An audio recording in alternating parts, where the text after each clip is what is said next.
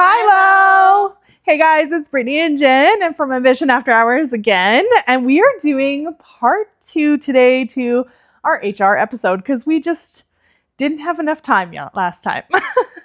Yeah, HR is a biggie and a scary one. Yeah, I agree.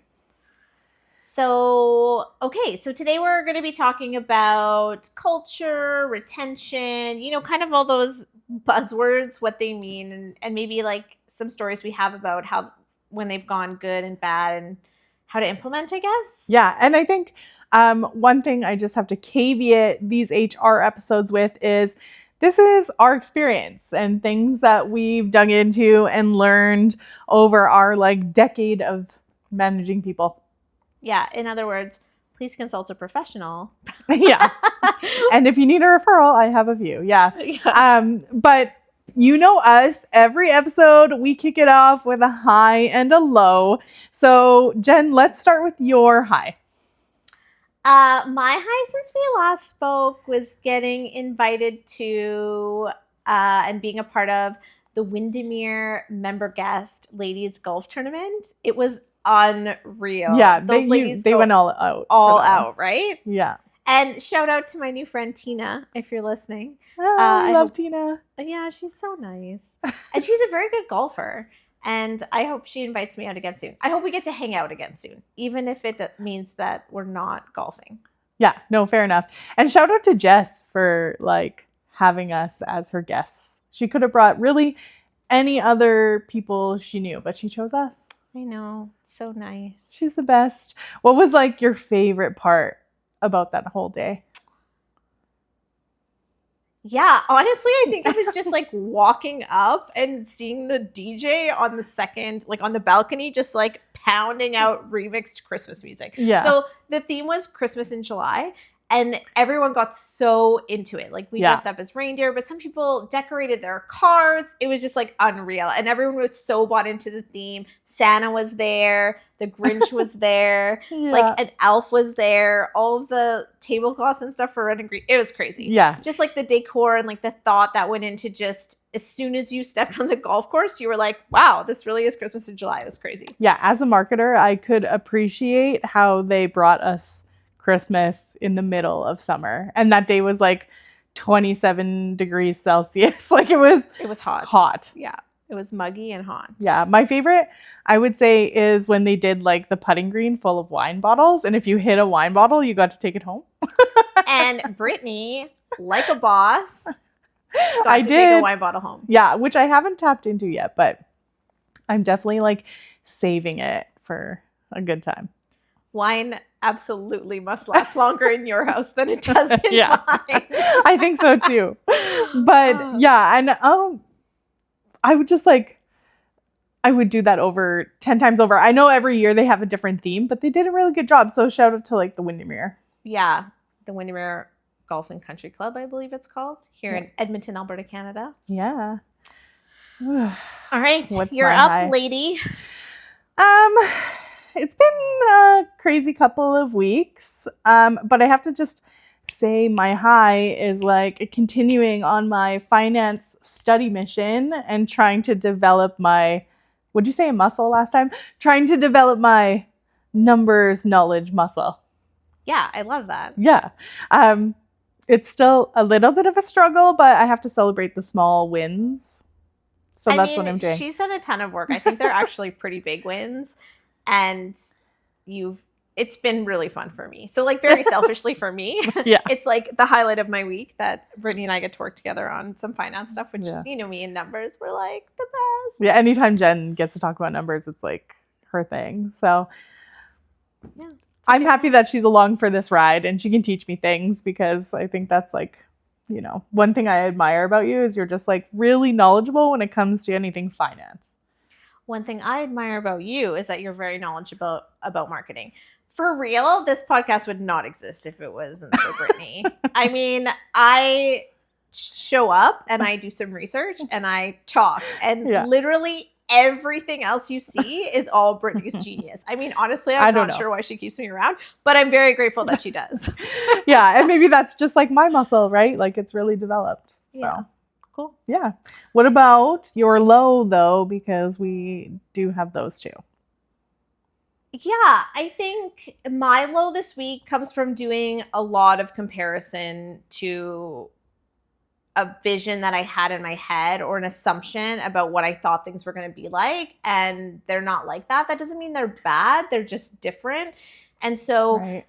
comparison is the root of all misery. And I know this, but my brain wants to do it anyway, which is so fucking stupid. So I've had a really tough week this week from doing a lot of, well, it should be like this. I thought it was going to be like this, and it's not, which doesn't mean it's bad. It just means it's different, and I have some adjusting to do. I guess trying to learn how to engage my flexibility muscle has been challenging for me all year, but particularly this last week because I'm getting ready to go on holidays. And I think entrepreneurs, as a rule, you know what that's like, right? You like rush, and the thoughts are like, is this even worth it? Like, there's so much shit I have to do before I leave. For and real. There's gonna be so much shit when I come back, but it is always worth it, and I just have to remind myself of that. Yeah, no, I think exactly. Like entrepreneurs, we have as entrepreneurs, some of us, maybe not all of us, but some of us have a hard time stepping away when we know that there's like still work to do on the plate. Yeah. And I feel like you're feeling a little bit like that right now. Yeah. And you know, I'm usually so chill. The chillest. Said no one ever. So I think, you know, the level of intensity at which I approach my life serves me well, except in situations where I know I'm going to have to turn it off for 2 weeks and I will be completely out of touch because we're going on a cruise. So yeah, I think part of it is comparison, part of it is having a lot to do, and part of it is just general freaking out. Yeah, and if it eases any of your anxiety, they do have Wi-Fi on those big boats. Yes, but I'm not bringing my computer. Can you believe it? Wow. I know. Yeah. I was just going to say, I don't think in the last like 10 years I've taken a vacation without my laptop. Yeah. Because, you know. Because you'll the freak out. Here we are. Yeah, sorry. Happens. I don't mean to add to your like fine. Everything's going to be fine. Add to your stress. Fine. You know. Fine. Okay, well, enough about my low. Yeah. I have to be very vague about this, but I think my low is you can do a lot for people. Oh, how am I going to word this? You can do a lot for people, and at the end of the day, sometimes they're just not your people, and you find out the hard way. Yeah. I think we've in business have all been in situations like that where you've kind of given everything you can and you have an expectation of a certain amount of buy-in or engagement or reciprocity. I actually felt that in a different way. You know, we were talking about it before we for sure. came on air. And I think that can be really heartbreaking. Yeah, it is. It is heartbreaking.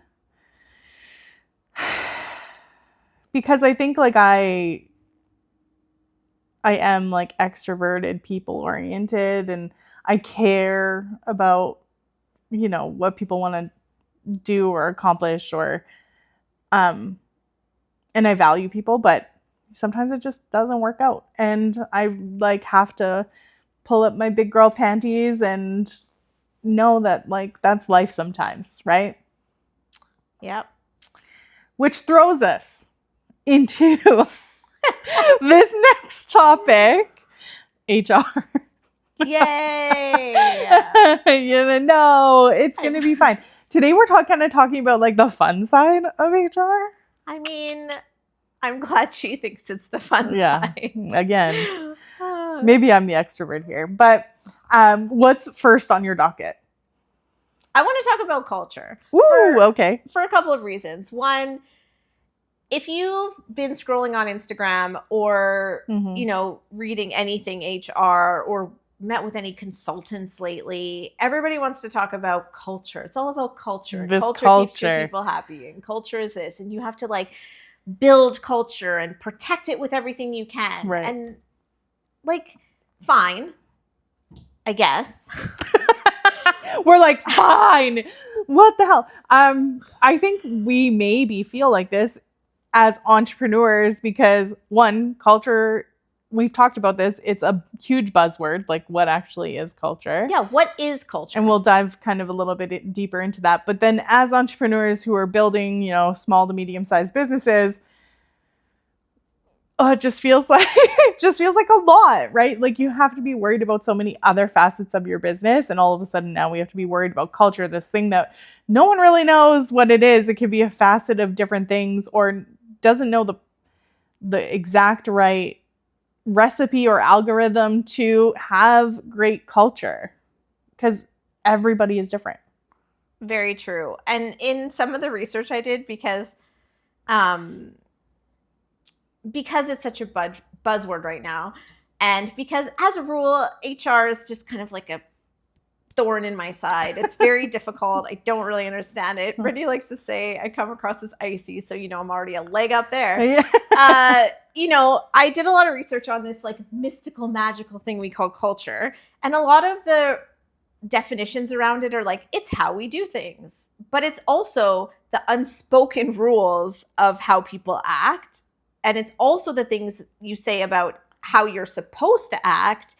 And then all of those things come together to make your culture. So they even mention things like whether you eat lunch at your desk or whether you socialize at lunch. That's part of your corporate culture.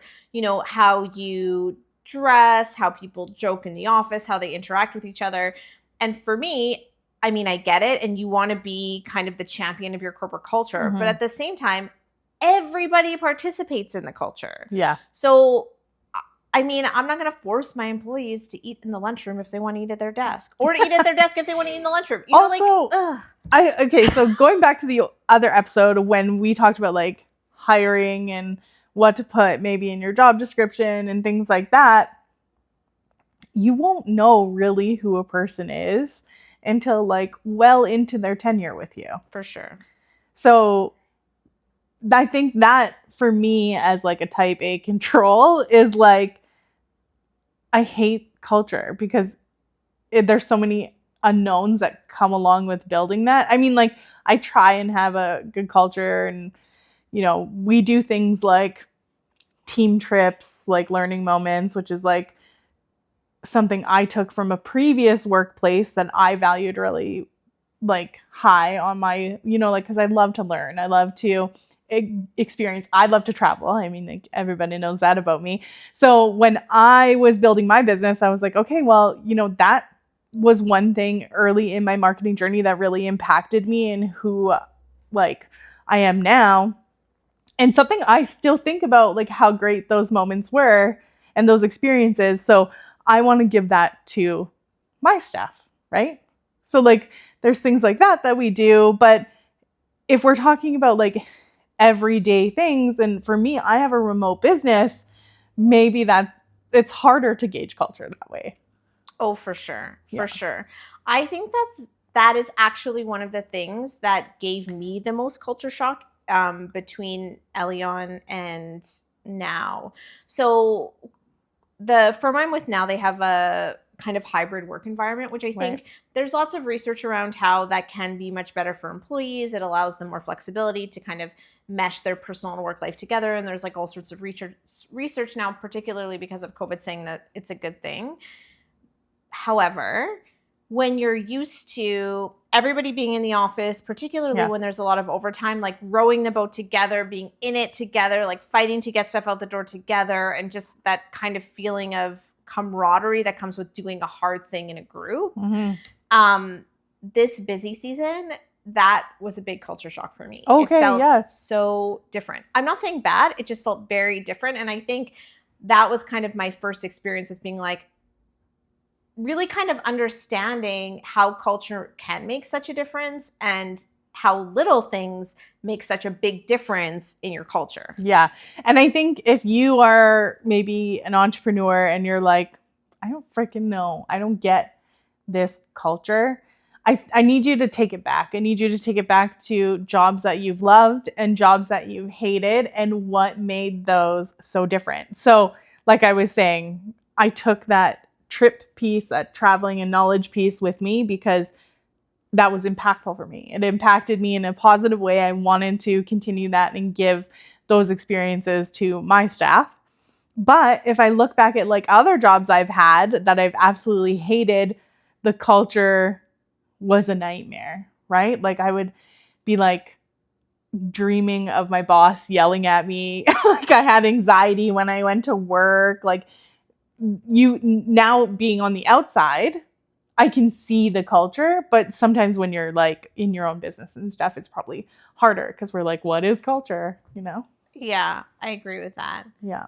I think there have been places where I worked where everything was very, when I was articling and things like that, where everything was very separated. It Yeah. was like there was a million different businesses run by different people, all happening under one roof. Right. And what I hated about that was I never really felt like we were a team in a lot of ways. They did lots of great stuff to like have events and parties and things like that, but it just didn't feel like people were working together for a common goal.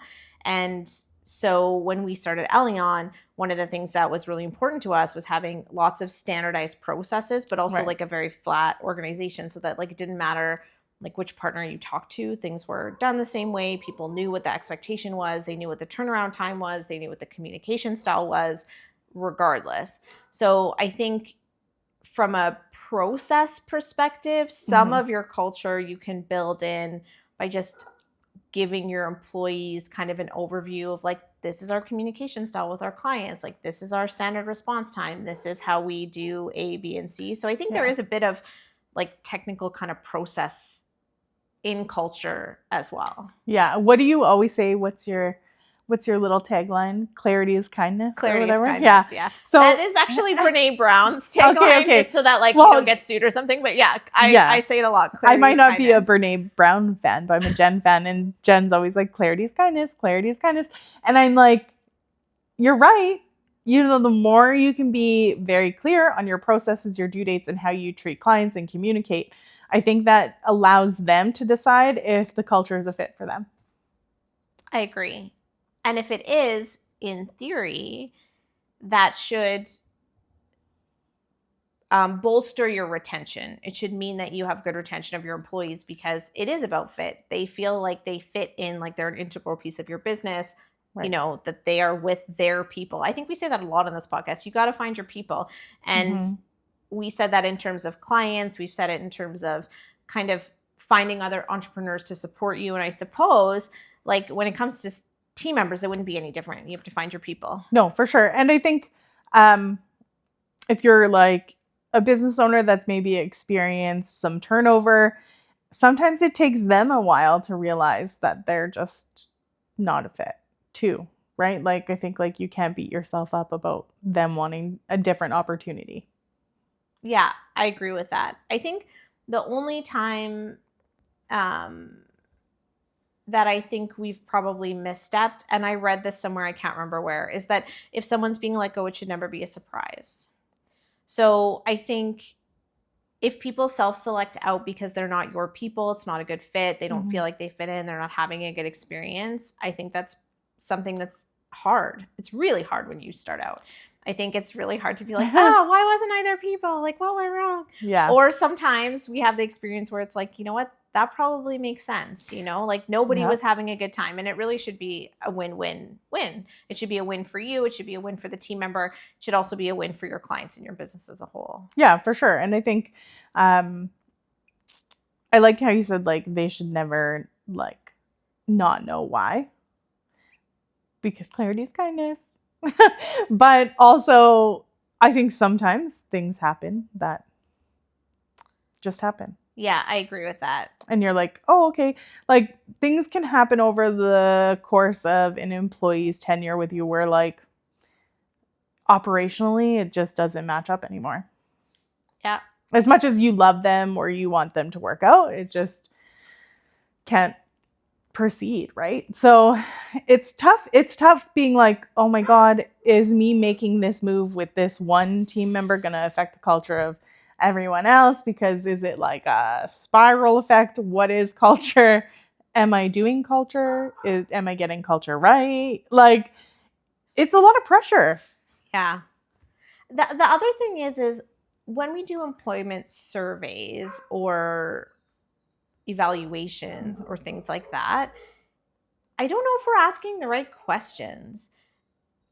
I kind of think whenever I've done employee evaluations or they've done self-evaluations, we've asked lots of questions about performance, attitude, things like that. But if we want just that elusive fit, I wonder if we should be asking questions like, in what ways do you feel like you fit in really well here? In what ways do you feel like you don't fit in very well here? Or, tell me about a time that you felt uncomfortable in the workplace and what prompted that. Mhm. Maybe nothing legal, but like tell me the things you love most or when you're happiest in your team. Mhm. I don't know that we ask questions like that. And with all of the research that I did on this, because honestly, like I said, I'm not a professional and Yeah. this stuff makes me super uncomfortable. I just feel a little out of my depth. But in the research I was doing for this podcast, all of the things they say about culture are very abstract. Mhm. Yet when we're doing evaluations and we're talking to our team, like how often do we ask those abstract questions? Yeah, actually, I'm so glad you brought that up because recently I've been hiring for a position on my team. And in my interview process, like, obviously there's like the general questions like, can you do this? What is your process to do that? Blah, blah, blah, blah, blah.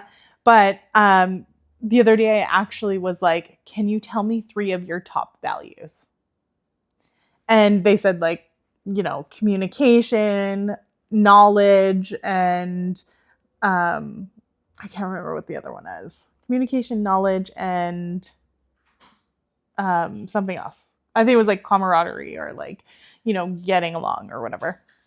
And I was like, okay, yes, like that aligns with me. Like, I loved that question because then I get kind of a look to like who they are, not just like, can you do the task? And I just feel like then it opened up a whole like more comfortable conversation about like, okay, like if we proceed, this is what this looks like, Yeah. Yeah. I think that's a great question. If I could go back in time,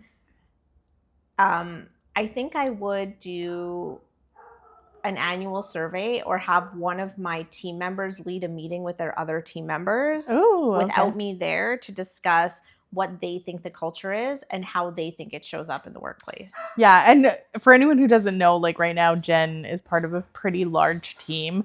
I don't know if that would work for like, a 2-person team or a 3-person team, but definitely for your team, I think that's like such a great idea. Yeah. I mean, I'd like to know, Mm-hmm. I think a little more about it.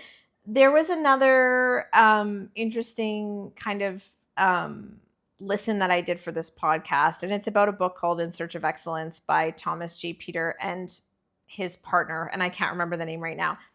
I want to tell you how funny this is first, though. Okay. Because I know a lot of our listeners are very young. So I downloaded this talk that he gave, and when it first came on when it first started, it said, "Welcome to Listen and Learn in this cassette." And I was like, wow, how many people download this and are like, what the fuck is a cassette? What is a cassette? And for those of you who listen that don't know what a cassette is, it used to be this thing with film and you used to plug it into a thing and it would play. Yeah, kind of like I was going to say VCR, but if they don't know what a cassette yeah. No, it's a lost cause. We're aging ourselves now. But what he said is some really interesting things about how big businesses are bad businesses because of a lack of communication between the people who are doing the work and the people who are running the organization. Right. And his thing, which I think ties in really good with culture, is that the best businesses have like a one-liner that everyone follows, like service is excellence. Or he brought up, I think it was Caterpillar, and the employees had the bandwidth to do whatever they needed to meet this one thing, which is that if the part doesn't get to the consumer within 24 hours, it's free. Period. Like if they break down, it gets fixed in 24 hours or there's no cost. I think that is still like a goal that they do. Is it? Because one of my friends is like a farmer and a part had not shown up. And I think that he ended up getting like tickets to something because they didn't show up or like whatever, some kind of compensation.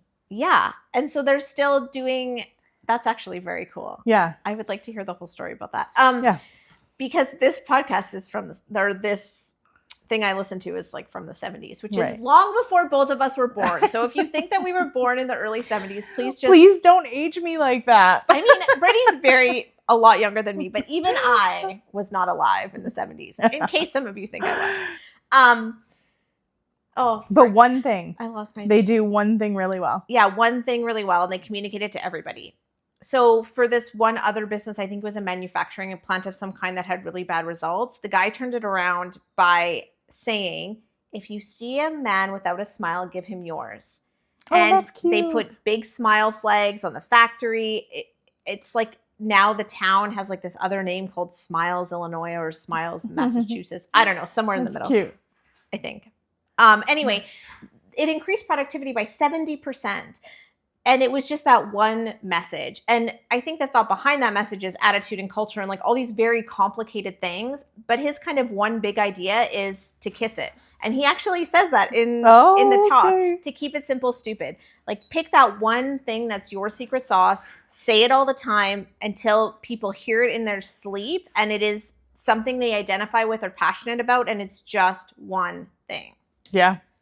I think at the end of the day, we're all just people. And I think culture really just comes down to, like at the very beginning, finding your people. Yeah. Right? Because you're going to resonate with that. And not to say that if you have like different views than someone, you can't be like, friends with them or whatever, but you're going to resonate closer with people who have like interest. Yeah. It's about values, right? So if you're the kind of person who has a drive to get things done quickly, like you're like, pace is your friend, like done like is better, us, yeah. Done is better than perfect, all those things I think we've talked about in other podcasts, then you're going to want to surround yourself with a lot of people who are like, yeah, let's get it done. It feels good. I have a value of accomplishment. I have a value of completing things, right? Whereas if you're the kind of person who just likes to learn and take in knowledge and analyze for the sake of analysis, there are lots of good positions out there in the world and at all different kinds of businesses. And then maybe, the leader of those type of businesses is someone who is like knowledge in and of itself and analysis in and of itself is value. I would go crazy. I need like this A goes to B goes to C and then we're done. So, I think, there's some things like that built in too. And I think you can apply those types of values to almost any kind of profession. But I think if I was brand new and doing it right, because let's be honest, I did not do this piece right by any stretch of the imagination. Yeah. If I could do it over and do it right, I think I would spend a lot of time thinking about like, how do I work? What good things come from how I work? What bad things come from how I work? And how can I create a business where I can replicate in the people around me the good, successful values that I have that breed success? And how can I manage myself to really cut down on the bad ones? And how can I spot other people who are like me, who have those same negative tendencies? Because let's be honest, we like people who are like us. Oh yeah, totally. So sometimes in an interview, when you're vibing with someone, it's hard not to say yes, even if maybe they're not a good fit because, they have some of the same tendencies that you do. So it's really hard. I think we've made this whole culture thing about as clear as mud. Yeah. I'm sure HR people are going to listen to this and be like, what the fuck? No, but from someone, because let's be honest, if you're a business owner, I have to adjust the way I'm sitting because I'm passionate about this statement. If you're a business owner, you're not an expert in everything that you do. No, you're not. Maybe I'm not an expert in HR, but I'm trying. Do you know what entrepreneurs are? They're experts in passion. Ooh, that's a good one. Yeah. I'm passionate about trying to make things work. And maybe sometimes I've maybe compromised my culture to be more accommodating to people who don't align with my values. That's interesting. And I think probably very realistic, 100%. I don't think that we're ever going to feel 100% seen. And that is very like a vulnerable moment for me to admit that. So like if you're seeing this on a reel or you're watching on YouTube, just give it a like, because I feel like that was tough for me to say that. But in hindsight, like I've worked with a lot of people, I've hired a lot of people, and I've let go of some people. And maybe I waited too long and maybe it's affected culture. That's a hard one. I think we've all made that mistake where, you either really like the person and you're passionate about helping them see the path forward, or you've worked with them so much that now you think, well, I've worked with them so much. Like at some point it's going to take. I've put in this effort to this person. I've been as accommodating as possible. The thing is, people will like you when you're a boss. People will like you until they don't. And you know what? If they're not engaged in the work, and they're not passionate about the values, no matter what they say, it's how they show up every day. Yeah. And even if they have positive reinforcement, which is something I want to talk about next, on all the good things they're doing, rather than negative reinforcement, because there was a really interesting thing I learned about the difference between motivation and engagement. If you continue to see those habits repeat and repeat and repeat, like, you have to believe what they're telling you by their actions. You just have to. Anytime I've been like, nope, we had a good chat, we're on the right track, things are going to be different. I mean, people can obviously manage things for a certain period of time, but not forever. People can't change who they are forever. They can manage their habits. They can show up as the best version of their self. But if that is still not a good fit, then you have to believe what their actions are telling you. Yeah. Do you want to jump into the recognition piece? Because I have some pretty good examples, but I would be interested to know what, the hard research that you've done. I mean, hard research is listening to an Audible book on like 1.5 to try to just learn some kind of new things about some of these buzzwords that we've been talking about. And I started listening to a book, I've not finished it, called Carrots and Sticks Don't Work, Motivation and Engagement Using the Respect Model. Don't let me forget about MBWA later. Don't let me forget about talking about that because it's cool. But he had a really interesting chapter about employee recognition programs and why they're so unsuccessful. Okay. About how people game things based on the incentives you put in front of them. There's some really cool, like, huge mishaps that happen from incentivizing the wrong thing, and how incentivizing some things can actually demotivate your top performers, and slightly motivate your lower performers. But motivation by incentive only is for a short period of time. And that's motivation. And although we want motivation, it fails. What we want over time, what we want is engagement. Because if you say, okay, do A, B, and C, and you'll get this prize, then there was this really cool story about how they gave out gift cards on Fridays with paychecks. Oh my God. I have And they did it every Friday. And then the next Friday, they noticed that people weren't as motivated on Monday, so they did something different. And then the next week, someone came in on Thursday and said, I'm not going to be here on Friday. Can I have my gift card? And it had no motivational effect after that. So the point of the story is this.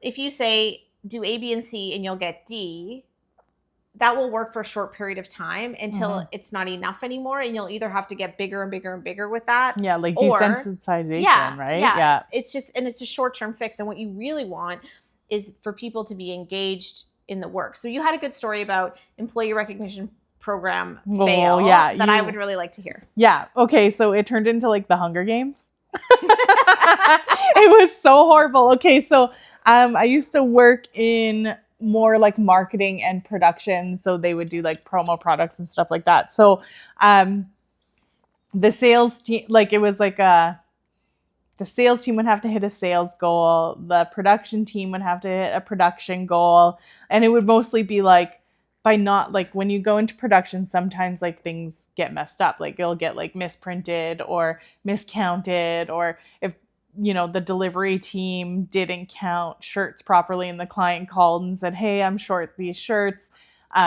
whatever, it would be like a strike, right? So everyone had kind of like their goals to accomplish. But if like basically every box wasn't checked at the end of the week and at the end of the month or whatever, then no one got recognition. Oof. Right? Like, so then it turned into the Hunger Games where like the sales team, boom, we checked our box. Production, they checked their box. Oh, quality didn't check their box. And then like people were writing people's names like beside why they didn't get the goal. Like it turned like, you want to see a culture shift so fast.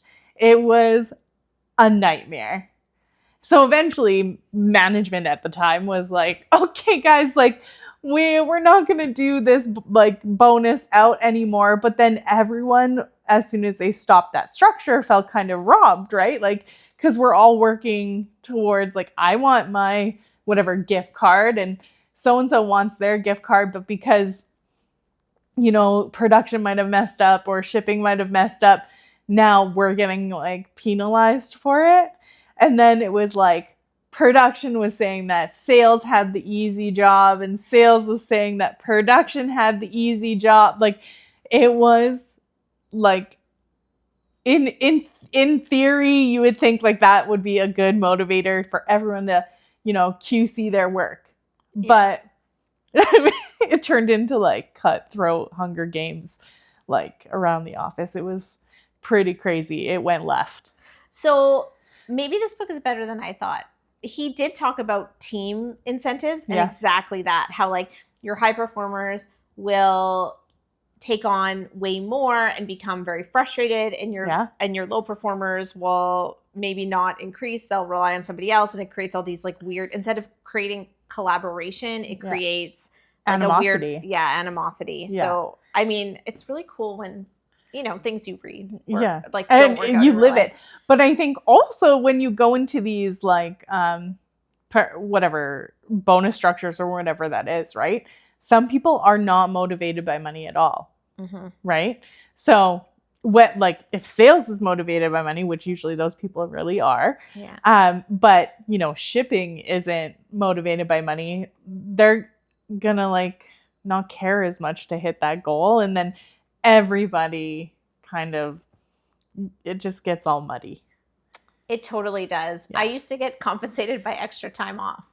Did I find that motivational? No, because you'd be working from home. I don't take time off. Yeah. It's not really a thing. I really like to work. So for me, I was like, there's lots of other things. I mean, I didn't really need extra motivation to work hard for extra time off. But it's another point where it's like you really have to know your people, which is what makes this so difficult. He hypothesizes, and I think there's some data in there too, but like statistics, who cares? About the accountant. I was listening to it very, very fast. So I didn't pick up on any of the stats or the numbers. 1.5 is pretty intense. Actually, I had it on the speakers in our house, and I was walking around, cleaning up as I was listening to this book. And my husband came home, and his eyes got really wide, and he started looking around, and he was like, "What is this?" He's like, "I have to get out of here. It's too much." Anyway, crap. I'm very distracted today. He was talking about recognition. Yeah. So there's so many good statistics around recognition being so much more motivational than money. Right. And it should be, this is going to sound really condescending, and I don't mean it to be, but it's kind of like training a dog in a way, right? Like people need to know why they're being recognized. It needs to be sincere. It needs to be when it actually happened. Mm-hmm. And it doesn't have to be a big deal, but they say that it's more effective if it's face-to-face. So he used some really cool examples, like walking past someone's desk after they sent a really great email to a client and being like, "Hey, that was top-notch communication. Really appreciate you." Or even just sending an email. You could send an email being like, "Hey, thanks for completing this thing. It's better face-to-face." Right, but he talked about a lot of excuses that managers use, like they don't have time or their remote work or whatever. I was just like, I'm sorry, I didn't mean to laugh in the middle of that, but I was just thinking back to that job. Remember I said that was like horrible culture, and I dreamt about my boss yelling at me. I probably would have like became a puddle on the floor if she was like, "Hey, good job." I'd be like, I was just thinking about that, and then I was thinking like, do I do that with my, and I do, but like again, when you notice different culture, it's so funny. It is so funny. And I think as leaders, we're so trained to find and fix the mistakes. Right. And I totally resonated when he said that a good part of my job is finding a mistake, finding a system to fix that mistake and make sure it doesn't happen again. Right. Actually, as accountants, like a really big part of my job is finding the mistakes and then making and fixing them. Right. Yeah. So very geared towards negative, find the issue.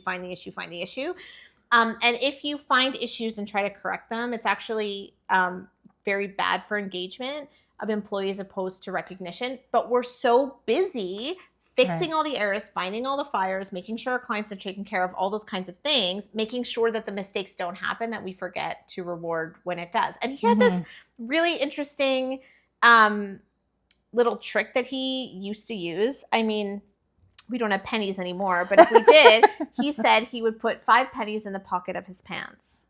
One pocket, and he wouldn't allow himself to leave the office until he had given recognition 5 times to his team in some way. One member of his team in some way. It doesn't have to be big. Email, hi, thanks for doing that. You know, great to see you this morning, whatever it is.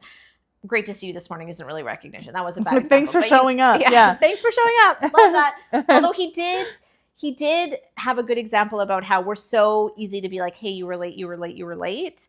But then we don't say, hey, thanks for being here on time when the person arrives on time, because we have this thought about like, well, it's their job. But it doesn't matter.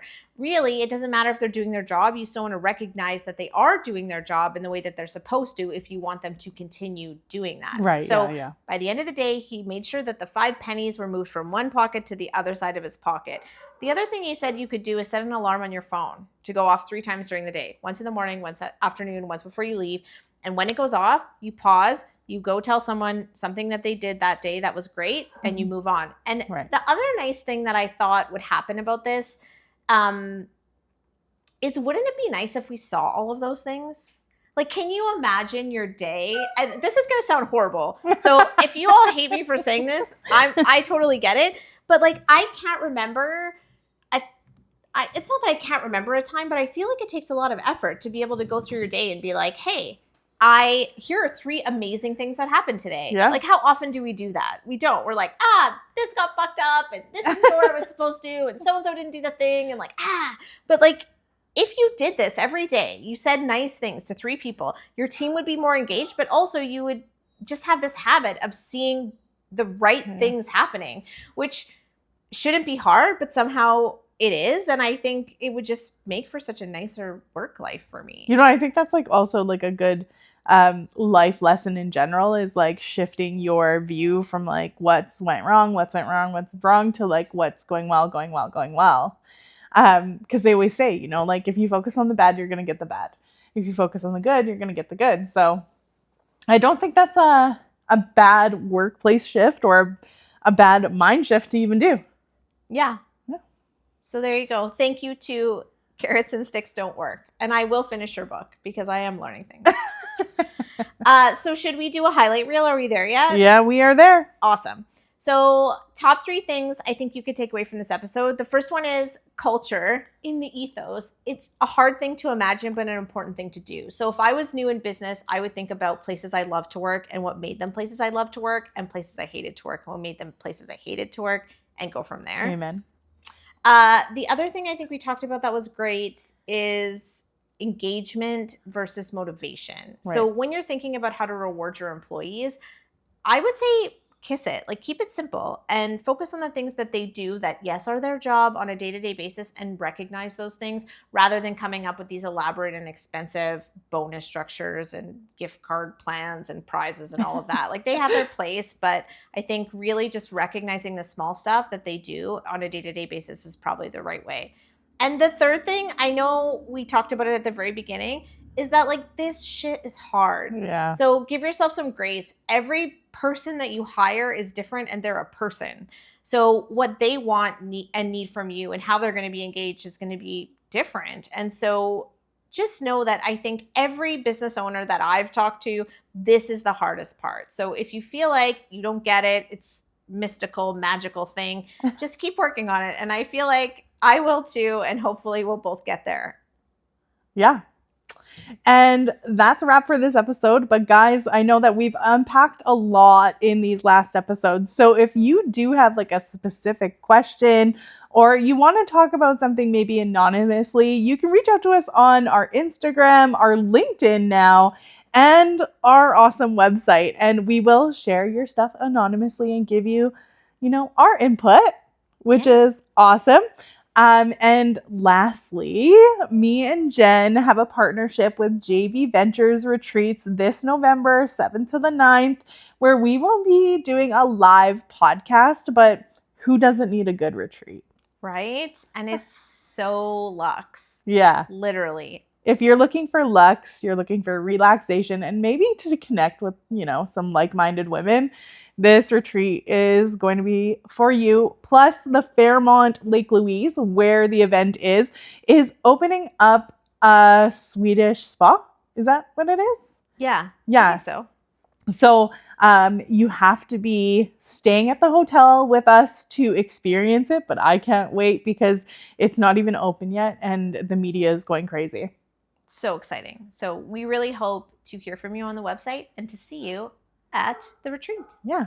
Later, Gators. Bye.